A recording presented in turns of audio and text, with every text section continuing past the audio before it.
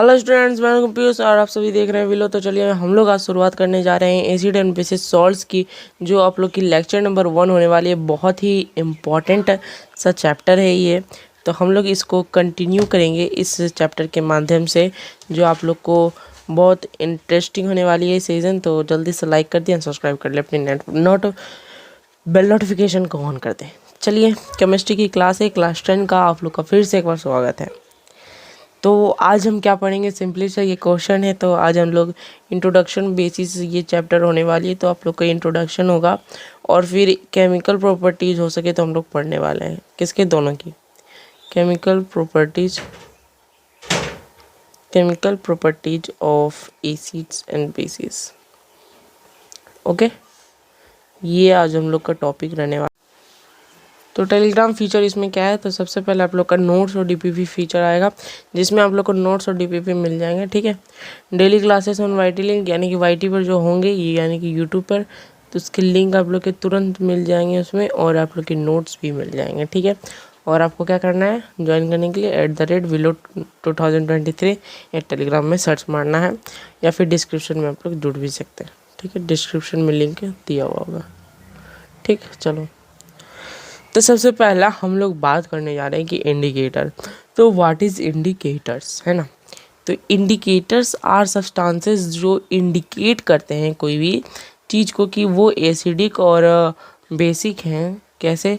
Solution और by the colour change, यानी कि कोई सा सॉल्यूशन से हम लोग ले लेंगे और उसका अगर कलर चेंज हो गया, कलर क्या कर देखेंगे, कलर चेंज हो जाएगा, तब हम लोग मान लेंगे कि वो क्या है, आपका एसिडिक और या फिर बेसिक इन नेचर हो जाएगा। ठीक है, एसिडिक और बेसिक इन नेचर। ठीक है, समझ में आया? यस। तो यहाँ तक की बात आप लोग को क्लियर होनी चाहिए। Indicators, types of indicator, there are many types of indicators. Some common type of indicators are, कुछ कॉमन टाइप्स ऑफ इंडिकेटर्स हैं, वो कौन कौन है मैं बता देता हूँ। 3 टाइप के इंडिकेटर्स होते हैं। सबसे पहला all factory indicators, all factory. उसके बाद सिंथेटिक, ठीक, उसके बाद एक मैन मेड होता है, या नहीं, नेचुरल। ठीक है, चलो। तो नेचुरल इंडिकेटर्स आता है। सबसे पहले हम लोग बात करेंगे नेचुरल इंडिकेटर्स की। ठीक है, तो जो इंडिकेटर्स ऑब्टेंड होते हैं नेचुरल सोर्सेज से, यानी कि कोई नेचुरल सोर्सेज से इंडिकेटर्स ऑब्टेंड हुआ, जैसे कि तुम्हारा टर्मरिक हो गया, हम लोगों ने हल्दी को लिया। हल्दी कहाँ से हो रही है? नेचुरल नेचर से हो रही है। ठीक है, जिसको हम लोग हल्दी बोलते हैं, है ना, हल्दी बोलते हैं। तो ये आप लोग का कहाँ से होती है? नेचर से आती है। तो इसके कारण से इसको हम लोग नेचुरल इंडिकेटर्स भी बोल देते हैं, जो आपको पहचानने में मदद करती है कि ये एसिड है या फिर base. Litmus, turmeric, red, cabbage, China rose etcetera are some common natural indicators, है ना। लिटमस हो गया, टर्मरिक हो गया, तो हम लोग धीरे धीरे सबके बारे में पढ़ने वाले हैं। Widely to show the acidic और बेसिक कैरेक्टर्स ऑफ सब्सटेंस। तो ये सब क्या करते हैं, एसिडिक और बेसिक कैरेक्टर्स को दिखलाते हैं। ठीक है, लिटमस जो होते हैं वो एक वायलेट कलर का पेपर होता है। Litmus is a obtained from lichens. ये कहाँ से आता है? लाइचेंस से आता है। ठीक, लाइचेंस से आता है, ये याद रखना। This solution of litmus in purple in colour, और इसका जो सॉल्यूशन होता है, यानी कि इसका सॉल्यूशन यानी कि लिक्विड फॉर्म में होगा, लिक्विड फॉर्म में होगा।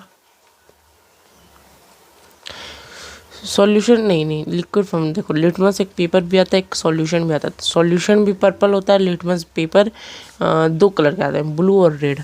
सॉल्यूशन यानी कि लिक्विड वाला जो होता है वो पर्पल कलर का रहता है, जो पेपर यानी कि कुछ ऐसा पेपर रहता है, उसमें लाइन दिया हुआ रहता है। ठीक है, तो उसके बाद N asset turns blue litmus paper red. Acid क्या करता है, वो टर्न कर देता है ब्लू लिटमस को रेड में। ठीक है, और बेस क्या करता है, लिटमस को ब्लू में कर देता है। समझ में आया? इसको तरीका है समझाने का कि रे बबलू, ठीक है, रे बबलू एक नेमोनिक्स है, रे बबलू।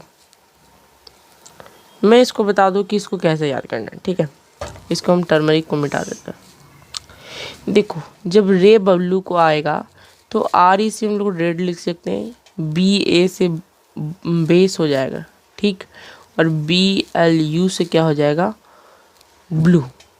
तो हम लोग जानेंगे कि रेड को अगर बेस में रखा जाए तो वो ब्लू में बदल जाएगा, तो उसको हम लोग क्या कह सकते हैं, रे बब्लू। क्लियर है ना, रे बब्लू वाली कहानी क्लियर। तो ये एक अच्छा सा नेमोनिक्स है जो आप लोग को याद रखना पड़ेगा, ठीक है।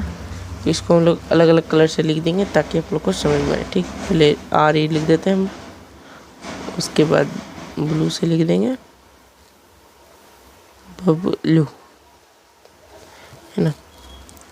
इसको ऑरेंज से लिख देते हैं बब्लू, इसको भी हम बदल देते हैं, ठीक। यस, ताकि आप लोग को समझ में आ जाए फिर बाद में, ताकि दिक्कत ना हो आप लोग को। चलो तो बेस यहाँ लिख देते हैं, बेस और ऑरेंज से ब्लू, ठीक है। चलो तो इतनी बात आप लोग को क्लियर रखनी है। उसके बाद हम लोग बढ़ने जा रहे हैं लिटमस को ख़त्म करके, आगे है एक हमारा टर्मरिक जो बहुत ही इम्पोर्टेंट है। इसको एक बार आप लोग पढ़िए फिर मैं आप लोग को बता दूंगा, ठीक है। तो जल्दी से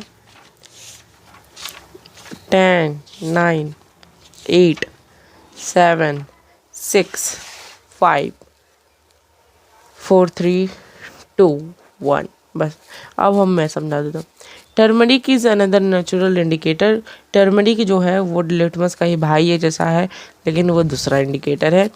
turmeric is yellow in colour. सभी जानते हैं कि हल्दी कौन कलर के होते हैं, येलो होते हैं। टर्मरिक सॉल्यूशन और paper turns reddish brown with base. क्या होगा, रेडिश ब्राउन जब होगा यानी कि हम लोग उसको ब्राउन भी बोल सकते हैं, ठीक है। Turmeric does not change colour with acid. तो टर्मरिक का भी नेमोनिक्स है, तो टर्मरिक का नेमोनिक्स क्या होगा भाई, टर्मरिक का नेमोनिक्स हो जाएगा आपका रेड टब, लाल टब, ठीक है। रेड टब मतलब देखो, रेड यानी कि लाल, टी यू से मतलब हो जाएगा आप लोग का टर्मरिक। क्या हो जाएगा इसका मतलब, टर्मरिक, टर्मरिक, ठीक। और अगर मैं ले लूँ बी से, तो बी से आपका क्या हो जाएगा, बी से इसका हो जाएगा बेस। तो रेड जो है वो बेस में बदल जाता है टर्मरिक का। टर्मरिक जब बेस में जाएगा तो वो रेड हो जाएगा, ठीक। और एसिड में कोई चेंज नहीं। चलो आगे चलते हैं। The juice of red cabbage is originally purple in colour. Red cabbage यानी कि लाल बंधा गोभी, है ना, वो कौन सा है, ओरिजिनली पर्पल इन कलर, वो पर्पल इन कलर होता है। Juice of red cabbage turns reddish with acid and turns greenish with base. क्या बोल रहा है, इसको एक बार देख लो आप लोग। मैं बता देता हूँ कि जो इसका जूस ऑफ रेड कैबेज होता है ना, वो रेडिश में कन्वर्ट हो जाता है। इसका मतलब रेड जो है एसिड के साथ मिलेगा, और नहीं सॉरी, रेड कैबेज, हाँ, और एसिड के साथ मिलेगा और ये रेडिश बन जाएगा, ठीक है। तो हम लोग यहाँ से याद कर सकते हैं रेड कैबेज, ठीक है। तो इसका नेमोनिक्स क्या हो गया, एसिड का रेड कैबेज, इसका नाम ही नेमोनिक्स हो गया। ये लाल से लाल में जाएगा एसिड में, ठीक। और ग्रीनिश विथ द बेस, तो greenish with the base, cabbage कैसा होता है, ग्रीन, और बेस में कैसा हो जाएगा, ग्रीन, ठीक। यहाँ तक तो आप लोग को बात क्लियर होना चाहिए, ठीक है। चलो क्लियर। अब दूसरे इंडिकेटर में बन रहे हैं जिसका नाम ऑल्फैक्टरी इंडिकेटर है, ठीक। ऑल्फैक्टरी इंडिकेटर में भी आते हैं। तो सबसे पहले हम लोग ऑल्फैक्टरी इंडिकेटर्स की बात करेंगे, ओनियन, उसके बाद वनीला, और उसके बाद क्लोव ऑयल होगा तो होगा, नहीं तो फिर उसको ज़्यादा ध्यान नहीं देंगे। Substances which change their smell when mixed with the acid और base are known as olfactory indicators. जो सब्सटेंस क्या होते हैं वो स्मेल को चेंज करते हैं, जब एसिड और बेस में मिल जाते हैं तब उसे हम लोग इंडिकेटर कहते हैं, ठीक। फॉर एग्जाम्पल ओनियन और वनीला, और फिर क्लोव ऑयल भी आप लोग बोल सकते हैं, ठीक। पेस्ट और juice of onion loses its smell when added with the base, it does not change its smell with acid। क्या बोल रहा है कि जब आपका ओनियन जो होता है वो आपका बेस के साथ जब ऐड होगा ना तो वो स्मेल को लॉस कर देगा, यानी कि स्मेल को भगा देगा, मतलब प्याज का सेंट नहीं आएगा आपको। और जब एसिड के साथ ऐसा होगा तो वो चेंज ही नहीं करेगा, है ना, it does not change smell. Okay, तो हम लोग यहाँ से कैसा लिख सकते हैं कि ओनियन जो है बेस में लॉस कर देता है, यानी कि एक्सटिंग्विश्ड कर सकता है, और एसिड में ऐसा नहीं होगा ओनियन का कहानी।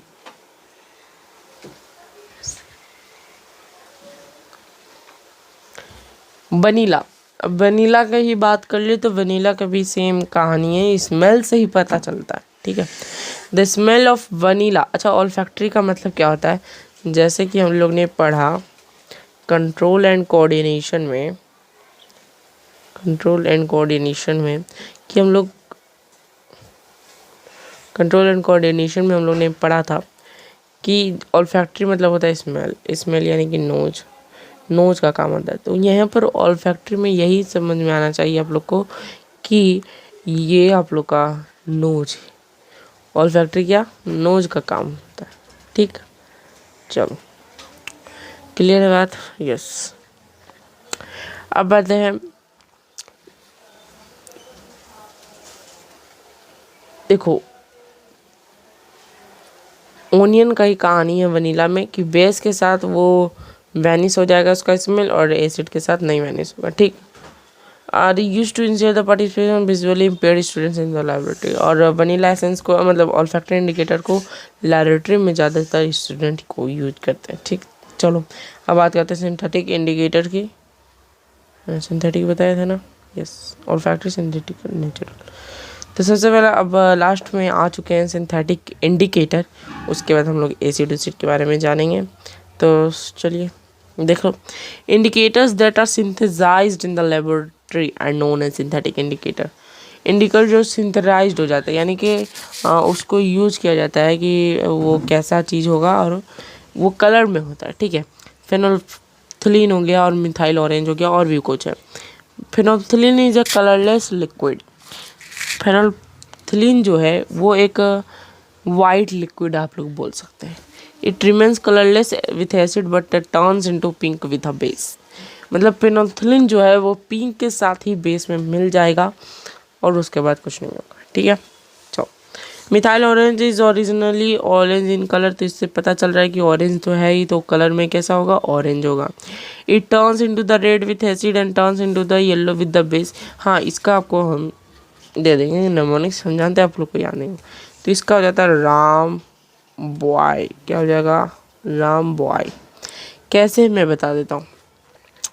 रेड को हम लोग लिख सकते हैं आर से, ए को लिख सकते हैं एसिड से, एम से हो गया मिथाइल ऑरेंज आपका, बी से हम लोग क्या लिख सकते हैं बेस को, वाई से क्या लिखेंगे येलो, है ना।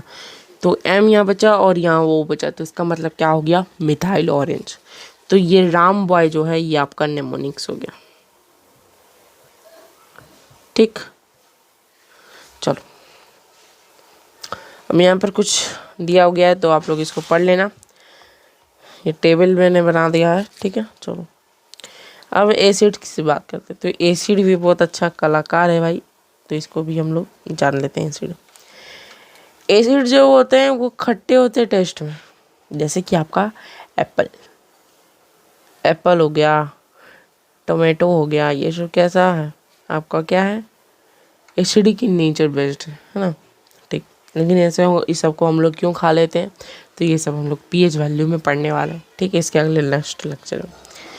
एसिड क्या करती है, टर्न ब्लू लिटमस रेड, यह भी हमने पढ़ा। And dissolve in water to release H+ ions. हाँ, और ये वाटर में जब अगर मिल जाएगी ना तो ये H+ आयंस को रिलीज करना शुरू करेगी, ठीक है।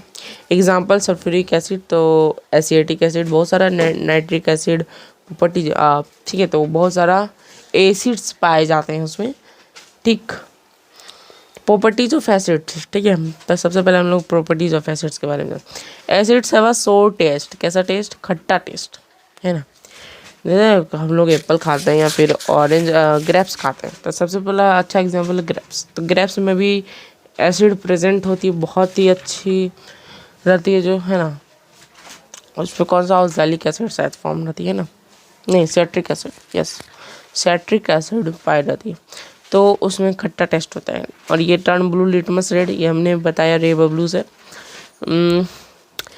एसिड सॉल्यूशन कंडक्ट इलेक्ट्रिसिटी, है ना। एसिड सॉल्यूशन क्या करेगी, इलेक्ट्रिसिटी को कंडक्ट करेगी, यानी कि इलेक्ट्रिसिटी का गुड कंडक्टर होती। H+ आयंस को रिलीज करेगी एक्वा सॉल्यूशन में, यानी कि वाटर में। Aqua solution is the main example of water.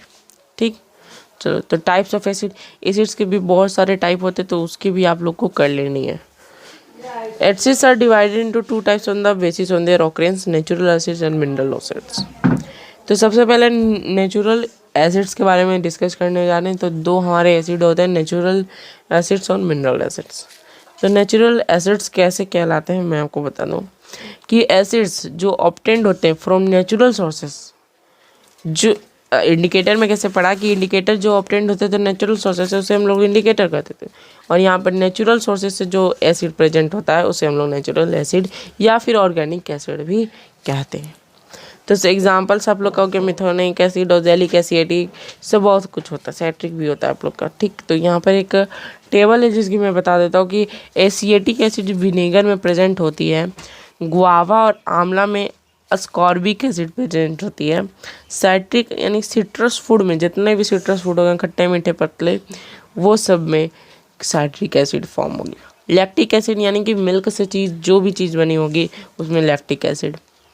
मेथोनाइक acid यानी कि कोई भी कीड़ा उड़ा काटने से, यानी कि बिच्छू काट लेता है तो उसको भी मेथोनाइक एसिड में आता है। ऑक्जेलिक एसिड टोमेटो में और टार्टरिक एसिड टर्मरिक में, और फिर आप लोग ग्राफ्स भी बोल सकते हैं। ठीक है, चलो तो मिनरल एसिड्स, अब बात करते हैं कि मिनरल एसिड्स क्या होता है। तो मिनरल एसिड जो होते हैं ना, वो थोड़ा खतरनाक एसिड्स होते हैं। ठीक है, acids that are prepared from minerals are known as mineral acids. Example, inorganic acids, man-made acids और synthetic acid are also known as mineral acids। जो मिनरल्स के मतलब, जब मिनरल्स का क्या होता है, एक्सट्रैक्ट मिनरल्स जब एक्सट्रैक्शन में होते हैं ना, एक्सट्रैक्शन में, तब उसमें कुछ एसिड फॉर्म होती है, तो उसे हम लोग मिनरल एसिड्स भी कहते हैं। ठीक, प्रिपेयर फ्रॉम मिनरल्स, है ना। तो इनऑर्गेनिक एसिड जैसे हम लोग इसको भी बोल सकते हैं, क्योंकि वो थोड़ा नुकसानदायक है ये। Hydrochloric acid, sulphuric acid, carbonic, nitric, phosphoric, तो ये सब आप लोग का एसिड हो गया। चलो आगे, अब बात करते हैं केमिकल प्रॉपर्टीज ऑफ एसिड। तो केमिकल प्रॉपर्टीज ऑफ एसिड भी बहुत अच्छा चीज़ है जो हम लोग पढ़ने जा रहे हैं। Chemical properties of acid, chemical properties of acid, सबसे पहले बात है कि reaction of acid with metal, है ना। तो एसिड का फॉर्म कब होगा, मेटल के साथ क्या फॉर्म करेगा वो जानो। Acid give hydrogen gas along with respective salt when they react with a metal. यानी कि एसिड जब मेटल के साथ रिएक्ट करेगी, यानी कि देखो यहाँ पर मैं आपको बता दूँ, एसिड यानी कि यहाँ पर हम लोग ले लें HCl को, मेटल के साथ Cu ले लें, तो वो फॉर्म करेगी CuCl2 प्लस H2 गैस। तो इससे हमको क्या मिला, ये हमारा एसिड है, ये हमारा कॉपर है जो कि एक मेटल है, और ये हमारा एक सॉल्ट बनते हुए दिख रहा है, और ये हमारा गैस बन रहा है। ठीक है, तो इससे का मीनिंग एकदम सिंपल है कि जब एसिड मेटल के साथ रिएक्ट करेगी तो हाइड्रोजन गैस को निकालेगी और सॉल्ट को बनाएगी। ठीक है, यहाँ पर आपको दिया हुआ भी है तो लिख लेना है सबको। और एक एग्जांपल और भी है कि जिंक सल्फेट्स के साथ मिलता है तो ZnCl2 बनता है और H2 बाहर निकलता है। ठीक है, चलो, और ये कैसा सॉल्यूशन होता है, एक्वस सॉल्यूशन होता है।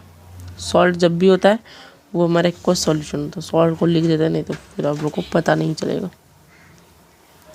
एक्वस सॉल्यूशन होता है। ठीक, एक एग्जांपल और है यहाँ पर कि हाइड्रोजन गैस और sodium sulphate are formed when sulphuric acid reacts with sodium metal. देखो Na को जब हम लोग ने निकाला तो Na2SO4 बना, H2SO4 के साथ मिलाया तो और H2 गैस बना। ठीक, तो यहाँ पर सॉल्ट भी बनता है, मज़ा आता है। ठीक है, चलो टेस्ट फॉर हाइड्रोजन गैस कि हाइड्रोजन गैस है कि नहीं, तो कैसे सॉल्व टेस्ट करेंगे उसको। जब टेस्ट गैस जो होगा एसिड के द्वारा निकलेगी, तब मेटल के साथ जो हम लोग एक कैंडल को उसके सामने रख देंगे, कैंडल मेटल के नियर, ठीक है, और उसके में एक आग जला देंगे, तो उसमें एक पॉप साउंड होगा, तब हम लोग उसमें कहेंगे कि इवोल्यूशन ऑफ हाइड्रोजन गैस, ठीक है। अगर साउंड नहीं हुआ तो उसे हम लोग हाइड्रोजन गैस नहीं कह सकते, ठीक है। यहाँ तक बात क्लियर हो गया आप लोग। अब दूसरे रिएक्शन पर बढ़ते हैं। तो reaction of acid with metal carbonate. तो कार्बोनेट से मिलकर हम लोग को क्या मिलती है, वो भी एक बहुत अच्छी चीज़ है, तो चलिए उसको भी डिस्कस कर लेते हैं, है ना। तो reaction of acid with a metal carbonate होंगे। Acids give carbon dioxide gas. सबसे पहला बात कि सबसे वो पहले कार्बन डाइऑक्साइड को देगी, ठीक है, एंड रिस्पेक्टिव सॉल्ट्स, और उसके साथ सॉल्ट मिलेगी, और विथ वाटर जब रिएक्ट होगी मेटल कार्बोनेट के साथ। Metal carbonate plus acid then give salt plus carbon dioxide plus water. Okay, examples की बात कर ले तो हाइड्रोक्लोरिक, यहाँ पर आपको दिया हुआ है कि Na2CO3 2HCl के साथ मिलके NaCl2 बनाती है और CO2 और H2O को फॉर्म करती है। चलो कोई बात नहीं, आगे चलते हैं। यहाँ पर कुछ एग्जांपल है, तो आप लोग एग्जांपल्स को कर लेना, मैं पढ़ा देता हूँ। तो ये कैल्शियम कार्बोनेट है, जैसा कि आप लोग को दिख रहा है, और अगर H2SO4 के साथ मिलेगी तो CSO4 बन जाता है। हम लोग को पता है जो सॉल्ट एक बन रहा है और CO2 फॉर्म हो रही है और H2O फॉर्म हो रही है, कब ये बनती है, तो मेटल कार्बोनेट्स, ठीक है। ये आप लोग को याद रखना, मेटल कार्बोनेट, जैसा कि यहाँ पर आप लोग को लिखा हुआ है। चलो, reaction of acid with hydrogen carbonate, यानी कि बाइकार्बोनेट भी आप लोग बोल सकते हैं, ठीक है। Acid give carbon dioxide respective salt and water they when they react with metal hydrogen carbonate. Same चीज बाइकार्बोनेट और उसको हम लोग बोल सकते हैं कार्बोनेट, सेम चीज देती है, ठीक। Salt, carbon dioxide, water. चलो, test for evolution of carbon dioxide gas कि हमारा कार्बन डाइऑक्साइड गैस है कि नहीं, कंफर्म कैसे करें, तो ऐसा क्वेश्चन भी आप लोग का आता है। एक चीज़ और है तो उसको भी हम लोग समझाएंगे, देखते हैं, ठीक है। Carbon dioxide turns lime water milky when passed through it. Carbon dioxide जब पास होगा ना इसके, तो वो लाइम वाटर जैसा बन जाता है। This is the characteristic of carbon dioxide gas, ठीक है। The gas evolve because of the reaction of the acid and metal carbonate of metal hydrogen carbonate turns lime water मिलके, ठीक है। तो गैस जो ऐसे इन्वॉल्व हो जाता है, this shows the gas carbon dioxide gas. अगर वो वाटर मिल्की की तरह है तो वो कार्बन डाइऑक्साइड गैस होगा आपका। This happens because the formation of the precipitate of calcium carbonate. वहाँ पर कार्बोनेट का फॉर्मेशन होता है, इसके कारण वो CO2 में बन जाती है, ठीक है। चलो, अब कॉमन इन एसिड्स की बात करते हैं कि एसिड में क्या कॉमन होता है, उसको भी डिस्कस करना भी बहुत ज़रूरी है। Acids give hydrogen gas when they react with metal. Metals के साथ जब भी कार्बन हाइड्रोजन गैस रिएक्ट करेंगे, एसिड के साथ जब रिएक्ट करेंगे तो हाइड्रोजन गैस फॉर्म करेंगे ही करेंगे, ठीक है। और भी होते हैं रिएक्शंस, तो हम लोग उसको भी करने वाले हैं, ठीक है। This shows that all acid contains hydrogen. इससे पता चलता है कि हमारा ऑल एसिड क्या कंटेन करती है, हाइड्रोजन, H+ आयंस, ये तो हमको पता ही है। फॉर एग्जाम्पल हाइड्रो, ये तो हम नहीं। When an acid is dissolved in water it dissociate hydrogen. The dissociation of hydrogen ion in aqueous solution is the common property in all acids. सबसे एसिड का फॉर्मेशन होता है कि H+ आयंस उसमें फॉर्म, इसमें यही बताना चाह रहा है, ठीक है। चलो, यहाँ पर कुछ आपको दिया गया कि H+ आयंस उसमें होते हैं, चलो ठीक है। इसके बाद एसिड स्ट्रॉन्ग। इसके पहले हम लोग दो केमिकल प्रॉपर्टीज़ और है उसके, तो चलिए डिस्कस कर लेते हैं, ठीक है। अगर आप लोग को स्किप करना तो स्किप कर सकते हैं, आप लोग के लिए महत्वपूर्ण नहीं है। Reaction of acid with base, ठीक है। क्या मैंने बोला, reaction of acid with base, ठीक है। चलो, जब रिएक्शन होगा एसिड के साथ तो कैसा फॉर्म होगा? तो acid plus base that give us salt plus water, okay है ना। Acid base salt plus water, ये वाटर आप लोग को लिखा होगा, ठीक है। ये सब के भी क्वेश्चन आते हैं, लेकिन अगर आप लोग को स्किप करना तो स्किप कर सकते हैं, लेकिन हाँ इसके क्वेश्चन जब आएंगे एनटीएससी के इसके एग्ज़ाम जो देते हैं वो भी बहुत इम्पोर्टेंट है, ठीक है। चलो, reaction of acid with basis, एक एग्जांपल मैं देता हूँ। H2SO4 क्या है हमारा? एक मिनरल एसिड है। KOH भी हम लोग लिख सकते हैं, जो एक बेस है, आगे पढ़ने वाले हैं बेस के बारे में। K2SO4 जो बनता है वो हमारा क्या बन जाता है? सॉल्ट। और H2O हमारा क्या है ये बताने की ज़रूरत मुझे है नहीं। अगर बैलेंसिंग करना है तो बैलेंसिंग कर लो, मैं कर देता हूँ। SO4 एक, SO4 एक, H2 ठीक है, ख़त्म कहानी। यहाँ पर K2 यहाँ पर 2 लगा दो बस, ठीक है। तो यहाँ पर कितने हो गए? 2K हो गए। रुक जाओ भाई, रुक जा 1 मिनट। यहाँ पर OH एक्स्ट्रा है ना, यस। तो इधर साइड हम लोग H को गिनने दो, 2 3 H, इसमें 2 है, तो हम लोग को क्या करना पड़ेगा? यहाँ पर 3 से मल्टीप्लाई करना पड़ेगा यार। तो इसी से बैलेंसिंग आप लोग को करना है, ठीक, बैलेंसिंग आप लोग को करना है। यहाँ पर 6H2 हो गए, यस। यहाँ पर 2 है, यहाँ पर भी 2 है, तो 4 इधर है ना। 1 मिनट, यहाँ 3 नहीं लिखते, यहाँ पर H2 रहता है ना, यस यस। इधर 4 है ना, 2 और 2 4, तो यहाँ 2 लिख देंगे ना, यस। खत्म कहानी, चले, यस। अब देखो ऑक्सीजन कितने हैं? 4 यहाँ 5, 4 यहाँ 5, ठीक। S1 S1, K2 हो गया। चलो, तो अब बैलेंसिंग हमारा हो गया 2KOH और 2H2O, ठीक है। चलो, अब एक और केमिकल प्रॉपर्टीज है, उसे भी हम लोग पढ़ने वाले हैं, तो ध्यान से पढ़िएगा please. Reaction of acid with, क्या लिखें? रिएक्शन ऑफ एसिड, दूसरी एक्स्ट्रा में बता रहा हूँ। रिएक्शन ऑफ एसिड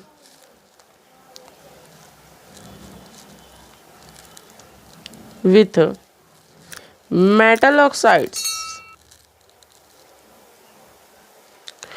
ध्यान से जब को पढ़िएगा, इससे बहुत आगे तक काम होने वाली है आप लोग की, ठीक है।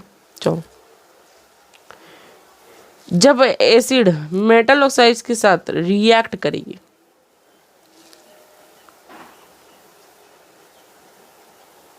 तो क्या फॉर्म करेगी, बता सकते हो कोई? Salt and water.